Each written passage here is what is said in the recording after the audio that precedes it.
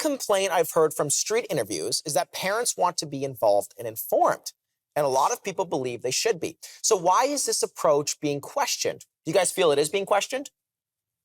No. Parents getting involved? No. You feel like they're invited to be involved? Yes. It is in a way, but in actuality, parents still have wanted to be involved the entire time. But I think like Anthony said, with, you know, when people talk about reading, actually understanding the curriculum, if you really want to have your say, then I think you do need to educate yourself in a way and not just say, I disagree. People are like, why? You're like, I don't know, but I do. You know? that for me has been the basis of these protests, because if they actually went deep inside into the curriculum, no one is trying to change a kid's sexuality. That's not what the curriculum does. No one's trying to change their gender identity. No, but even without the curriculum, even like not trying to change your kid's gender identity, but even the way that they choose to teach about sex and about sexual activity and stuff like that, even if the parent disagrees with that, at least you understand why you disagree, not just on the basis of disagreeing for the sake of. I don't think that's what they're protesting, though.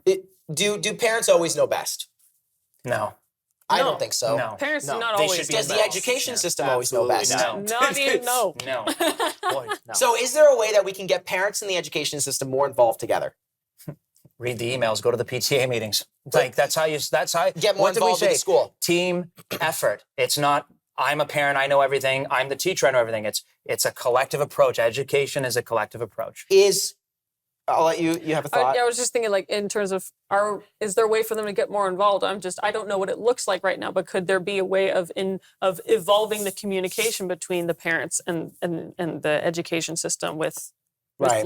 like the way social media works now? Is there a way of evolving that The communication? Catholic Perhaps School Board has a Facebook page. Now, okay. Right? So when we take it back to, I want to take it back to parents and kids' relationships, because sometimes kids don't feel safe telling their parents certain things, especially when it comes to maybe sexual identity. A lot of kids don't feel safe telling that stuff. So should parents trying to strengthen those relationships with their children and making it a safe space, or does the education system need to be there to talk about those things with the children at the privacy without the parents knowing, so it's safer for the kid to talk? I think in the perfect world, I mean, yeah, with everything in life, you'd have a safe space between you and your parent where you can come there and tell them whatever you're going through. And like, I was lucky enough that I did feel that way growing up.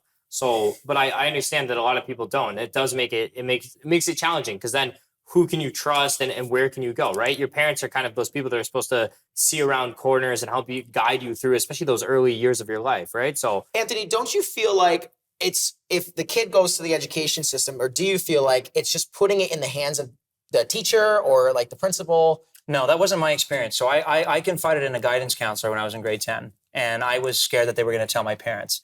So I think you need that. You need that for some people. And not every parent is supportive of being gay, being a lesbian, maybe being transgendered. And we have to understand that.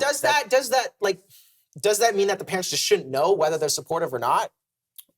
You'll know by the language. So if you're learning this and then you're hearing this at school, and then it's like, well, my parents think that I'm going to go to hell if I'm gay, or that like they think it's the most disgusting thing in the world. Who's going to want to go home and talk to their parents about how they're feeling? This is why.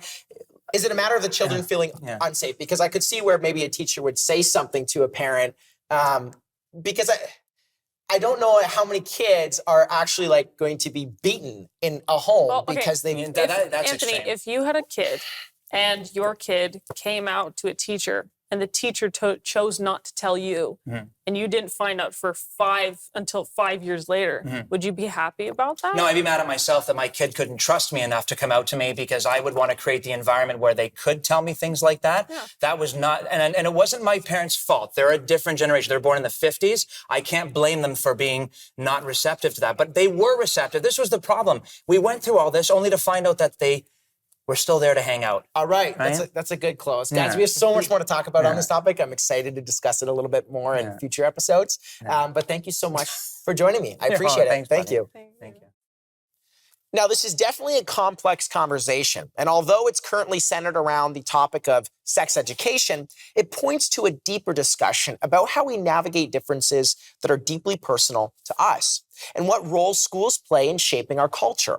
I'm sure this topic will continue to be so controversial, but starting by finding our common ground is important. Creating a safe space for healthy kids is key. But we want to hear it from you, especially if you disagree or feel we missed something important. Join the conversation at My Generation on all social media platforms. And with that, we'll end off with this. Do not simply accept what you are told. Challenge your thinking, engage in differences, and listen to new perspectives. Thank you.